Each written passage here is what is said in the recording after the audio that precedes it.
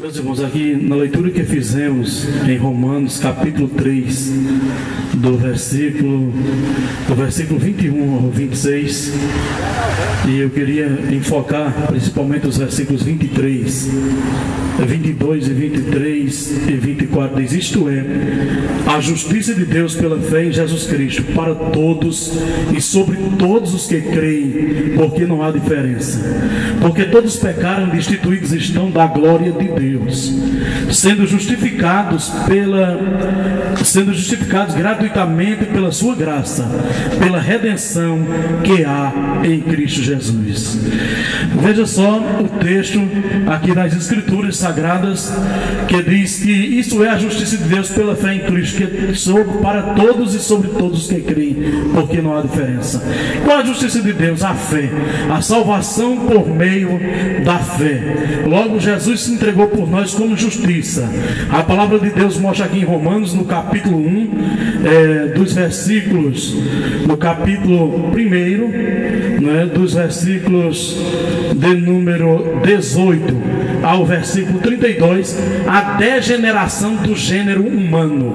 A palavra de Deus diz assim: e como eles se não importaram de ter conhecimento de Deus, assim Deus os entregou a um sentimento perverso, para fazer coisas que não convém, estando cheios de toda iniquidade, prostituição, malícia, avareza, maldade, cheios de inveja, homicídio, contenda, engano, malignidade, sendo murmuradores, detratores, aborrecedores de Deus, injuriadores, soberbos, presunçosos, inventores de males, desobedientes ao pai e à mãe, nécios, infiéis nos contratos, sem afeição natural, irreconciliáveis, sem misericórdia, os quais, conhecendo a justiça de Deus, que são dignos de morte, que tais coisas praticam, não somente as fazem, mas também consentem aos que as fazem.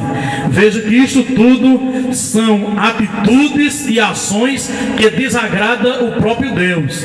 E como o ser humano ficou distante de Deus e muitos não têm nenhum compromisso ou interesse, aleluia, de buscar as coisas que são de Deus, de ter conhecimento da verdade, a palavra de Deus diz que Jesus, mesmo assim, ele morreu por todos. Mas a Bíblia diz: porque todos pecaram e destituídos estão da glória de Deus. Toda a humanidade pecou. Quem não pecou nesta terra? A gente observa que todos pecaram. É por isso que todos precisam de fato de um Salvador. E este Salvador que a palavra de Deus apresenta, este Salvador é Jesus. Louvado seja Deus. O Salvador é Jesus Cristo, não existe mais nenhum outro. Está na Bíblia, no capítulo 19 de São Lucas, versículo de número 10, que o Filho do Homem veio buscar e salvar o que se havia perdido. E você pode dizer: perdido em quê? Nestas ações, nestes delitos, nestes pecados, nestes erros, aleluia. E de fato o Filho de Deus veio buscar e salvar o que se havia perdido. Há quantas pessoas que estão perdidas quanto o caminho do céu, por não ler a Escritura. Mas Jesus, aleluia, ele diz: eu sou o caminho e a verdade e a vida. Ninguém vem ao Pai senão por mim. É preciso de fato ir a Jesus para chegar ao Pai. Louvado seja Deus. E nós observamos que só existe esse caminho. Ele não disse: eu sou um caminho, tendo outras opções, mas ele disse: eu sou o caminho. Está no singular: eu sou o caminho. Louvado seja Deus.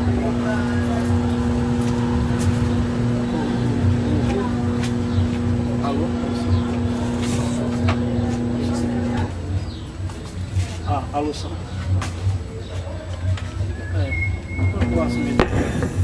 A alução, graças a Deus, voltou. Então, como ele disse: eu sou o caminho, e não apenas um caminho. E observamos na palavra de Deus como obter essa salvação ou adentrar a este caminho. Para obter a salvação é pela fé. Glória a Deus. Em Efésios capítulo 2, versículo 8 diz: pela graça sois salvos por meio da fé. Isto não vem de vós, é um dom de Deus. Não vem das obras, para que ninguém se glorie. Então nós observamos pela graça. A graça é o favor que você não merece, é o favor de Deus imerecido por meio da fé. O lado do ser humano é acreditar, é crer. Aleluia. Quem crê, se creres, verás a glória de Deus. Tem vários versículos na Bíblia falando sobre esse crer, sobre a fé para a salvação. Glória a Deus. E nós observamos, se a pessoa crê, aleluia, louvado e engrandecido seja Deus, de verdade, crê como diz as Escrituras, no capítulo 7, versículo 38 de São João, ele diz: quem crê em mim, como diz as Escrituras, rios de água viva correrão no seu interior, isso é, no seu ventre. E isso ele falava do Espírito que ia receber aquele que cresce nele. O Espírito Santo ia morar dentro da pessoa que cresce de verdade, que cresce de fato. Louvado seja Deus. E nós vemos que a fé, aleluia, a justiça de Deus pela fé em Cristo para todos e sobre todos os que creem, porque não há diferença. Eu quero te dizer, Deus investe no preto e no branco, Deus investe no asiático, Deus investe no africano, Deus investe naquele povo do Oriente Médio que vive em constante pelejas e brigas, guerras e batalhas. Deus investe também no povo brasileiro das mais variadas culturas. Ele investe no povo do Nordeste, como investe no povo do Sul. Louvado seja o nome de Jesus. Agora é necessário se faz dizer que muitos viraram as costas para Deus e não dão crédito à palavra de Deus e nem seguem os seus caminhos. Nós observamos que a Bíblia diz que Deus se ira todos os dias. Ele se ira todos os dias contra o quê? Contra o pecado dos seres humanos. Ele ama o pecador, mas aborrece o seu pecado. Glória a Deus. E por isso hoje Ele quer te purificar, Ele quer te lavar, Ele quer te salvar, Ele quer te regenerar e te dar uma nova perspectiva de vida. Glória ao nome do Senhor Jesus. Se a perspectiva do ser humano de vida está sendo pouca, está sendo de calamidade, a gente vê crescendo os terremotos, os tsunamis. A cada momento a natureza ela vem correspondendo do modo pelo qual ela é tratada também, ela vem reagindo à própria natureza, mas isso dentro também da permissão de Deus, porque a natureza ele não é um fator separado, independente e nem isolado de Deus. A gente prova isso na Bíblia, porque ele disse: minha é a terra e toda a sua plenitude, o mundo e aqueles que neles habitam. Está no Salmo 24, versículo 1. A gente observa que a falsa ciência e até um credo que está no meio da sociedade, né? Uma filosofia, ele diz, é a própria natureza como sendo algo independente de Deus. A natureza, ela obedece ao Senhor. O Criador de toda a natureza foi Deus. A gente observa porque chove, porque não chove, porque num lugar como o Amazonas por aí, tantas outras regiões do norte do país já estão chovendo e vivendo dificuldade de tanta chuva, e aqui no Nordeste uma seca terrível como essa. Isso tudo está no meio à permissão de Deus, porque Deus está no controle de tudo. Aleluia. Você há de convir, será que nós mereceríamos tudo isso? Glória a Deus. Aleluia. Nós observamos que, aleluia, a Bíblia diz: de que se queixa o homem vivente? Queixe cada um dos seus próprios pecados. Aleluia. Nós observamos, aleluia, que você faz um trabalho quanto esse. Quantas pessoas estão a ouvir a mensagem do Evangelho? São poucas. Agora, quantas festas existem de promiscuidade sexual, de prostituição, de adultério, de embriaguez, de drogas, aleluia, da maconha, da cocaína, da heroína, do crack e de tanta coisa semelhante existente aqui em São José do Egito, não só nos grandes centros, mas também, aleluia, existente em nosso município. E quantas pessoas que têm de fato virado as costas, aleluia, para este Deus tão maravilhoso. Em consequência de tudo isso, nós observamos que Deus permite que venha as calamidades públicas, que venham, aleluia, as frentes, as emergências públicas. Deus está permitindo para que o homem possa raciocinar, aleluia, que tem que prestar conta a um Deus no céu. céu, tem que parar em meio ao corre-corre na vida. A gente vive nesses últimos dias em um momento de dificuldade, aleluia. Muitas vezes a gente não controla mais o tempo e nem para agradecer a Deus, para louvar a Deus, para bendizer o nome do Senhor, para refletir, para meditar na palavra de Deus. Não se há mais tempo para parar, mas quando Deus toca em alguma coisa que dá uma calamidade pública, muita coisa ele para que o homem possa pensar: Deus existe, Deus está no controle, Deus está fazendo alguma coisa. Eu tenho que me render aos próprios atos de Deus. Os Estados Unidos era um país evangélico semelhante a nós, aleluia, do povo, maior povo pentecostal do mundo. Hoje está aqui no Brasil, o maior contingente de pessoas, de evangélicos, está aqui no Brasil. E Deus espera da igreja do Brasil que ela evangelize a seu local, como também, aleluia, o planeta. Assim era a nação nos Estados Unidos. Mas o que aconteceu? Houve um esfriamento espiritual muito grande em todas as igrejas, que alguém nem sequer ia à igreja, tomava uma santa ceia, ou como você quer dizer, uma eucaristia, na sua versão religiosa, tomava uma santa ceia, aleluia, pela TV, para não ir aos templos e não ter uma comunhão junta num agrupamento de pessoas, porque o ser humano, ele é associável. Ele nem queria mais isso, se associar para adorar o único Deus verdadeiro, como desde o princípio da criação existiu. O que ocorreu? Deus permitiu que aquelas torres, o World Center, elas ali, aquelas duas torres gêmeas, acontecesse um atentado daquela forma e abalou os Estados Unidos. Os Estados Unidos, ele ficou com medo naquela época. Não foi nem dos furacões que de vez por outro, os tufões, furacões que de vez por outro está ali invadindo a Califórnia e tantos outros países por ali, aleluia. Mas eles ficaram com medo dos terroristas, como também a Europa, que ficou com medo dos terroristas, deles tirar a sua própria vida e também tirar a vida dos outros. Eles ficaram com medo. O que aconteceu? Muitos deles saíram procurando as igrejas e voltando e procurando a Jesus, porque a segurança está em Deus. Não existe ninguém aqui na terra, nem a defesa civil, nem corpo de bombeiro, nem a segurança. A gente os louva por o que eles têm feito na sociedade, mas eles não têm uma segurança 100%. A segurança 100% está em Jesus de Nazaré. Louvado seja Deus, aleluia. A Bíblia diz: aquele que habita no esconderijo do Altíssimo, a sombra do Onipotente descansará. Quem mora no esconderijo do Altíssimo, do Deus Altíssimo, a sombra do Onipotente descansará. Só basta a sombra de Deus para você descansar. E a palavra de Deus diz em Provérbios 8:33: quem me der ouvidos habitará seguramente e estará descansado do temor do mal. Aleluia. Pode ser que o terremoto nos trague, pode ser que o tufão nos afugente, aleluia, glória a Deus, nos acometa, mas nós sabemos, aleluia, que ele não vai empatar de um cristão entrar no reino de Deus e ter uma segurança nas mansões celestiais. Glória a Deus. No Salmo 20, versículo 7 diz: uns confiam em carros, outros confiam em cavalos, mas nós faremos menção do nome do Senhor nosso Deus.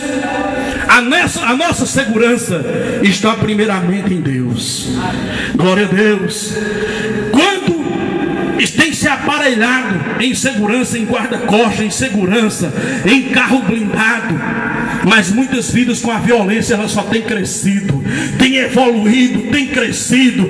Veja nas TV a quantidade de jornais, de programas policiais. Por quê? Porque tem cobertura, porque tem um contingente de ações na área de violência que está crescendo, que dá para todas as cadeias de TV fazer cobertura, e ainda sobra, eu acredito que algumas ações, alguma coisa que ocorre que talvez nem dê para fazer a cobertura de tanta violência que está existindo neste mundo. Eu quero te dizer que a paz só existe em Jesus.